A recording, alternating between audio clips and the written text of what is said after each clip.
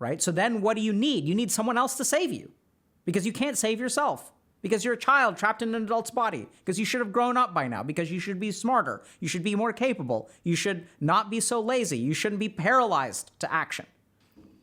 I feel like I am a child in an adult's body. I would like to begin and start that I've had a hard time debating whether or not I should make a post. Really glad you did. If Rich P is out there listening to this, I'm very glad you made the post. I feel that my issues, problems are in a way inferior compared to other people my age. Have we heard that before? I'm 19 years old and I'm a little behind on education, which wasn't my fault as the college messed up my application, which leads me to being in a class with some people being 3 years younger than I. I haven't had a job yet, nor have I had really any adult experiences. And this makes me feel embarrassed and ashamed if, for example, what I'm doing in my life right now. And yes, I have an anxiety disorder of some sort, realistically GAD, self-diagnosed. We'll get to that in a second. My point is, I fear this adult world. I don't see I don't see almost worth living. I felt suicidal for some periods and depressed, and I'm not satisfied with my life. I've used gaming, for example, to escape this reality, but as the older I get, the closer I feel to this impending doom. However, I recently learned that I have another way that I escape reality. I invest into other people. Basically, I've been dating women from time to time, and I suppose not wanting to be alone. I'm someone very passionate, and unfortunately, it's a weird way to word this, but I kind of direct my passion towards the other person and invest time into them. Sadly, this is unhealthy for me and also most likely for them too. The idea of having a job scares me in general, especially with my lack of skills in anything practical. But not only that, I don't think I would be practically beneficial to the workplace because I have this separate kind of physical anxiety that works a bit like a panic anxiety, but also pretty much subconsciously present, which I don't really want to get into. Okay. I've always wanted to feel like being saved, but that someone would basically help me get stuff done. This is kind of embarrassing to talk about. I've always felt alone and that I have nobody to talk to about these things. I'm not close to my parents. People I've been close to are now busier than because life and they grew up and I haven't. I lived almost the same way for a long period of time now, and I feel like I need to do something about it, but I feel paralyzed. It's like there's always a but. I'll gladly appreciate any advice and thank you for reading. So thank you for posting. There's a lot of good stuff in here, okay? So sometimes in life, we fall a little bit behind. We start to feel that we're inferior to people around us. We start to feel like we kind of screwed things up. And then something else can happen, where we start to lose hope in the world. We start to feel like maybe life isn't worth living. Sometimes that gets to the level of having some suicidal thoughts, maybe feeling depressed. And something else can happen as well, which is that we start investing in other people instead of working on ourselves. So what energy we do have goes towards benefiting others instead of pulling us up. Because when we start to invest in ourselves, what tends to happen is like something gets in the way, right? We sort of feel like, but I don't feel like doing this. And we don't really feel capable of helping ourselves. And then we even can start to fantasize that given how bad my situation is, given how long I've been in this situation, the only hope for salvation is to get someone to help me, right? Because I can't do it myself. So how should we understand this, right? Because this is like a really, really important post. So the first thing that I want to talk a little bit about is this whole business of self-diagnosing generalized anxiety disorder, panic attacks, suicidal ideation, etc. So this is the kind of thing where, you know, if you're trying to do something in life and you feel like some stuff like this is getting in the way, you should absolutely go get a mental health evaluation. So if people are trying to figure out, I'll share some basics about this, okay? So how do you know whether someone has an illness or doesn't have an illness? As a clinician, how do you decide, okay, is this like just the emotion of anxiety, or does this rise to the level of generalized anxiety disorder?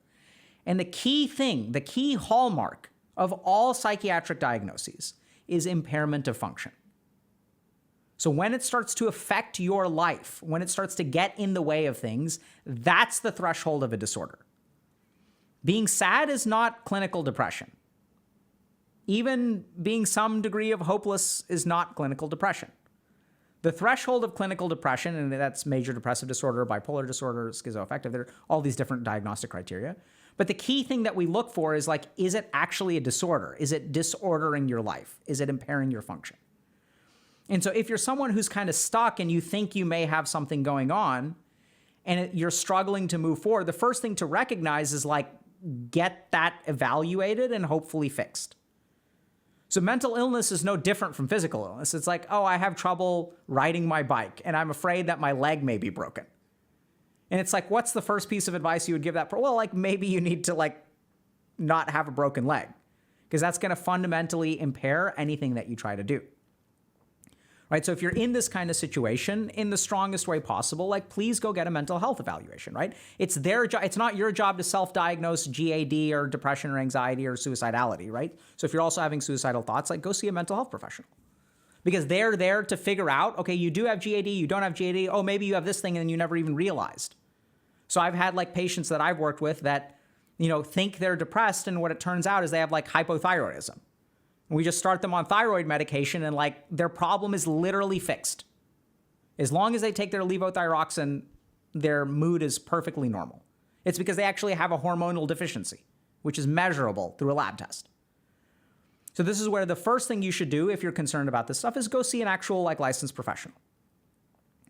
That being said, there are a couple of other things that I'd like to talk about. The first is this idea of being behind, right? And feeling like a child. So let's talk for a moment about, what does it mean to be an adult and what does it mean to be a child? And then the next thing that we want to talk a little bit about is like, as we start to feel inferior and lose faith in ourselves, like how does that affect our ego? How does that affect the way that our mind works? And why do we invest into other people? And the last thing is like, just generally speaking, thinking about how to move forward from here from sort of a life perspective. So first thing that I want to talk about, ask y'all this question, is what's the difference between an adult and a child? How do you become an adult? Right? So oftentimes, an adult is in essence a legal designation, right? So we say, for example, in the United States, that when you're 17 years old and you've been on this earth for 17 years and 364 days, you are a child. You are a minor. And when you've been on this earth for 17 years and 365 days, you become an adult. What do y'all think about that? Right? So at least in the US, like even being an adult is like sort of a weird, fluid thing. Can you join the army at 18? Yes. Can you buy a bottle of beer? No. Right? So we even delay some of the aspects of adulthood till 21. Even in the United States, for example, I think you can be on your parents' health insurance. So as a child, you can be on your parents' health insurance until like the age of 26 or something. I don't know the exact number. So when it comes to like the faculties of adulthood, like 18-year-olds, like maybe they need to start filing. I don't think you even necessarily need to file taxes. Maybe. I don't know the details on that. But if we really think about all of the faculties of an adult, like they don't magically, it's not like if you're 19, you're like, sure, you may be like legally designated as an adult, but biologically, you're not that different from a 18-year-old or 17-year-old. This is where if we talk about, I've seen some people sort of mention this. So frontal lobe development is a really good example. So we have this part of our brain called the frontal lobes. The frontal lobes are the part of our brain that plan and execute tasks. So when I think about like, oh, I need to get a job, that can be overwhelming for some people. And as we get older, as we get mature, so there's also this like aspect of maturity, right? What's the difference between an adult and a child? It's maturity. Well, is a 18-year-old as mature as a 28-year-old? No, right? We all sort of know that. So what does that mean, maturity? So like we all understand it instinctively, but practically what maturity boils down to in a neuroscience perspective is like frontal lobe development. That's the simplest. It's an oversimplification because you can't boil anything down when it comes to the brain. But, simplification is that if you think about maturity, a 5-year-old, a 15-year-old, a 25-year-old, and a 35-year-old will all be different levels of mature. And what's different between a 25-year-old and a 35-year-old, it's the development of the frontal lobes. So what are the frontal lobes there for? What do they do? The first is that they plan and execute tasks. So when someone says something like,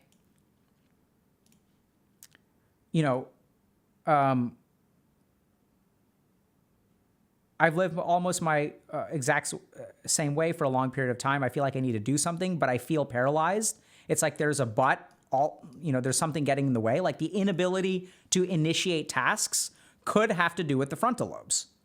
So the frontal lobes are what like break down tasks and like get us to do stuff. So like when I'm 19, it's harder to do the dishes than it is when I'm 29. Simple example, right? Not precisely true. There may be some people who it's very easy to do at 19, maybe harder when you're 29, right? So, but generally speaking, like it's easier to do stuff the older that you get when it comes to like boring crap. And why is that? It's because the frontal lobes also govern impulse control. So our susceptibility to impulses, if you think about a 14-year-old versus a 24-year-old, what's different? The 14-year-old is more impulsive. A 4-year-old to a 14-year-old, the 4-year-old is more impulsive. So the ability to initiate the right kind of behavior as well as restrict the wrong kind of behavior is all governed by the frontal lobe. Now here's the thing. The frontal lobes finish developing around the age of 30. I personally believe there's no science behind this. I personally believe that frontal lobe development is being delayed in our society. So what I'm noticing, and this could be a selection bias, so this may just be the people that I end up seeing and talking to, is that like frontal lobe development is like getting a little bit delayed. That the independence that we used to see 100 years ago from an 18-year-old is less than the independence that we see from 18-year-olds today. There's no data to support that. There may be data. It's not something I've seen. It's just an observation, an anecdotal observation. I suspect that we may be delaying frontal lobe development. We may actually be fully delayed around 32, 33, 34, actually. All right, so I know in my experience, like I wasn't a real adult until like I was like 30, to be honest. That's when I really started becoming an adult in a lot of ways. So the first thing to understand is that if you feel like a child in an adult's body, like that's sort of true. There isn't, child and adult is not binary. It's not like suddenly on your 18th birthday, legally, sure, you become an adult in that moment, but biologically, like there's no difference, or I mean, there's a tiny amount of difference, right? There's just, your neurons are 1 hour different between 17 and 18. It's not like some magical transformation that's binary from child to adult. Your brain is basically the same when you're 17 years and 364 days old and 17 years and 365 days old, right? The brain is basically the same. So cut yourself some slack. Recognize, first of all, that it's like, being an adult is not, it's not like you're magically become an adult, like biologically, neuroscientifically, at the age of 19.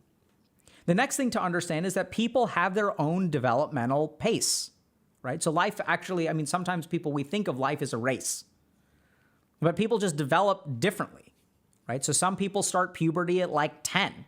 Some people start puberty at like 14. People just have, biologically, like our biological clocks are not all the same. Some people will start to have gray hair at the age of 28. Some people will have gray hair at the age of 58. Our biological clocks are just unique based on our genetics and environmental factors and all kinds of stuff. And that's true of our developmental trajectory as well. Like not everyone is 100% focused and has fully developed frontal lobes at the age of 21. Like some people have very highly developed frontal lobes at the age of 21. I was not one of those people. And that's okay. So that's sort of a quick segment about like, if you're 19 and you feel like you're a child, like you may be in some ways, and that's actually perfectly fine. It doesn't mean that you're doomed for the rest of life. So where do people get this idea that now I'm screwed? So this comes from comparison, right? So this is what happens when we start to feel bad about ourselves. Our mind's ego activates. So when I start to feel inferior, that's an emotion that I experience, or shame, let's say. And then our ego activates, and our ego starts to make comparisons. This is sort of the Vedic model of the mind. The tricky thing is that the comparisons that we make sort of reinforce our feelings. So I'll give you all just an example that I tend to use fairly often, which is, if I've just been dumped by my girlfriend, and I'm feeling bad about myself at 2 a.m, what am I going to do? I'm going to log on to her Insta and see all the pictures of her having fun with other people. I felt bad about myself before, and my mind is going to seek confirmatory things outside of that, right? And then if there's a picture of her with another guy, my mind is going to make all kinds of comparisons. Right? What the hell is going on there? Like, why does it torture me? Right? Why do our minds torture us with anxiety, with these kinds of things? Because that's what sort of the function of the ego. The ego is looking to make sense of the world, right? So the way that I feel needs to be mirrored in the outside world. So if I'm feeling a little bit insecure and I'm like, oh, I want to believe I'm attractive. I want to believe I'm attractive. I want to believe I'm a good person. Let me turn to the outside world to give me that confirmation because I don't believe it for myself. The problem is that there are all kinds of things that you are good at, right? Like, so any 19-year-old, like, sure, you may be a couple years behind in terms of schooling and stuff. Sounds like it actually wasn't your fault because someone screwed up an application. But your mind doesn't think that way, right? Like, mind doesn't think that way. That's not what it does. When you're sort of feeling bad about yourself, your mind doesn't try to come up with reasons to convince you you're a good person. It actually does the opposite. It seeks out stimuli and makes comparisons that reinforce what you already believe about yourself. And then what happens, like, so now let's talk a little bit about if you're someone who invests in other people instead of yourself. So once you feel behind, once you feel like you're inferior, once you feel like you're a child in an adult's body, right? So like you should have grown up by now, but you haven't. And you're afraid that you never will. Are you worth investing in? Are you worth effort? What's going to happen to effort that you put into you, right? What's going to be the return on investment, the ROI if you work on yourself? If you believe that you're inferior and you're a man-child and you're behind and you're surrounding yourself by you're surrounded by 16-year-olds, what happens is the mind naturally sort of concludes, right? Because you're like kind of not, you can't fix yourself. Like it's never going to be enough. So what do you end up doing? You invest in other people, right? Because they're worth saving. If I try to help someone else, like they can actually achieve something, but I can't. And so then what happens is you start directing your energy towards other people. And sometimes in the worst cases, you even start living vicariously through them. No, you absolutely should apply for that job. You should do it. You should do it. You should do it. Don't be a wuss, right? Take chances. I have faith in you. And you push them because you're trying to solve a problem in here. But this problem is unfixable because I'm a child in an adult's body. GG. GG, no re. Go next. But not for you. Now I'm going to observe. I'm going to watch my friend play and I'm going to tell them what to do. Because I'm hopeless. So that's where we see that kind of behavior come from. And now we get to this part. Right? Which is...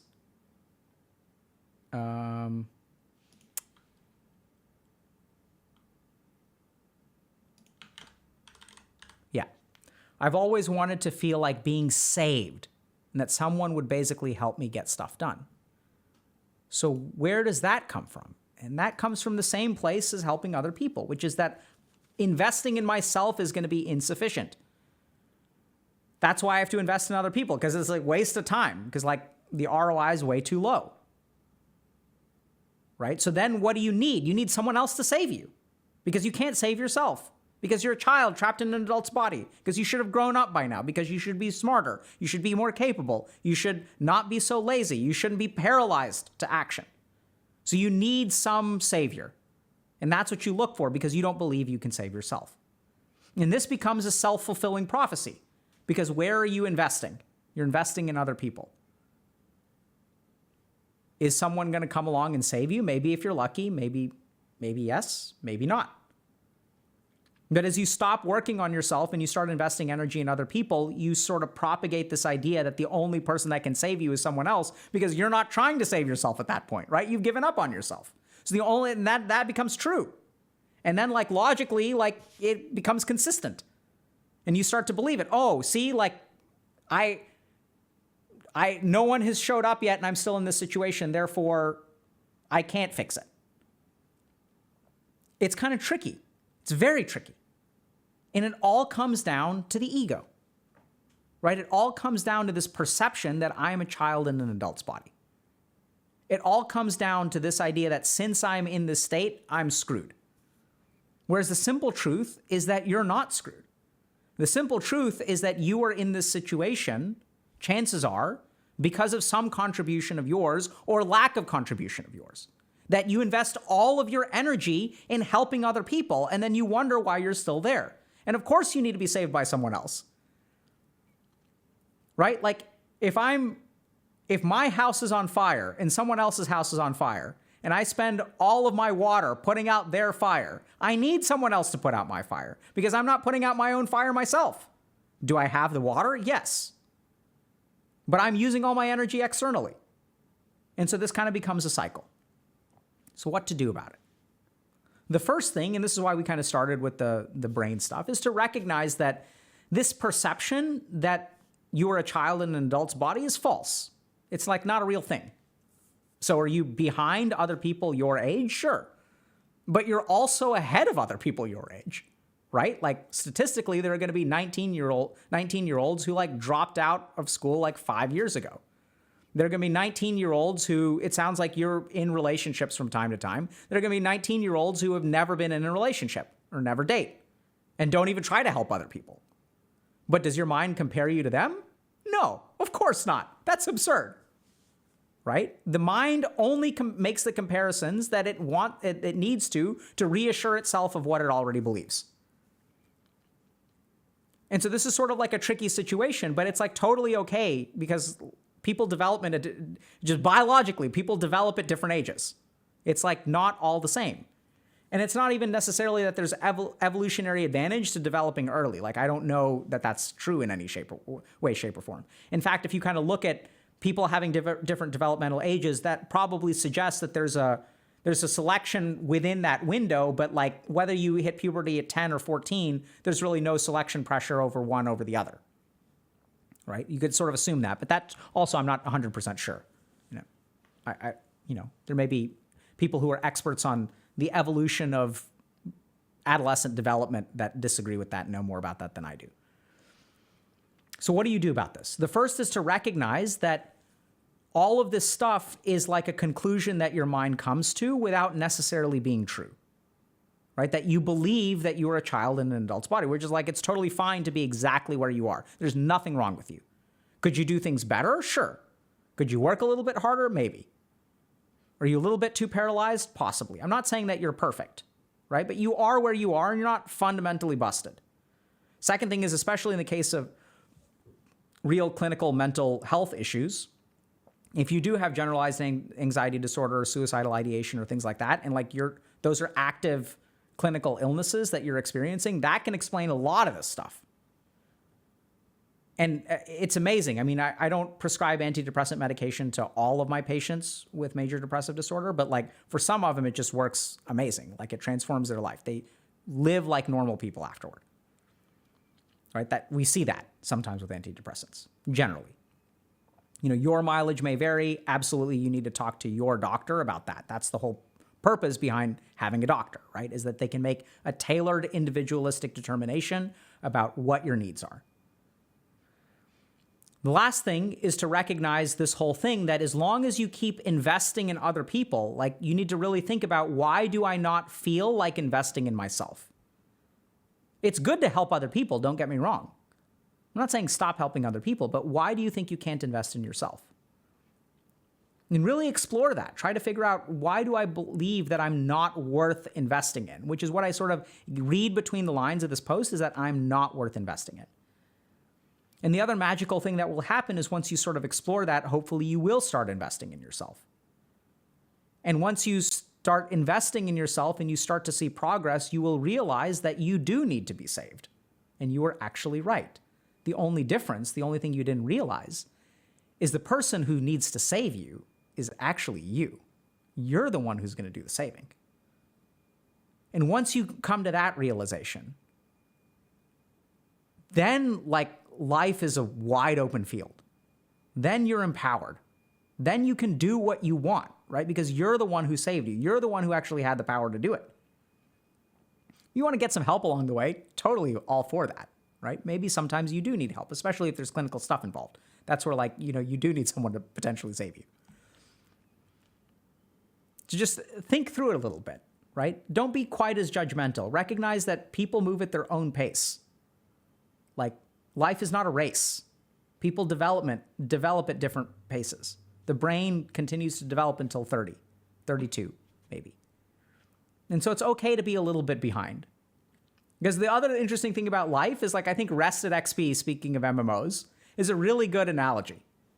So if you've been like AFK for a while, you actually catch up faster than people who regularly progress, right? And there's a really good general piece of evidence about this, which is immigrants. So like when immigrants move to a different country, if I move to a different country, if I move to the United States from India when I'm 9 years old, I know nothing about American customs. And so those kids have a 9-year head start. But by the time I'm 18, we are completely caught up. Exactly the same. I understand American culture just as well as someone who spent 18 years there. It's kind of like Rested XP. Like, the human brain catches up, right? That's what it's designed to do. So even if you've fallen behind, it doesn't mean that you're going to stay behind. And so invest a little bit in yourself. I'm not saying stop helping other people. Go get a clinical evaluation if you need to, or if you're even considering it. If you've self-diagnosed yourself with something, you should absolutely go get a clinical evaluation. And you may be surprised at who ends up doing the saving.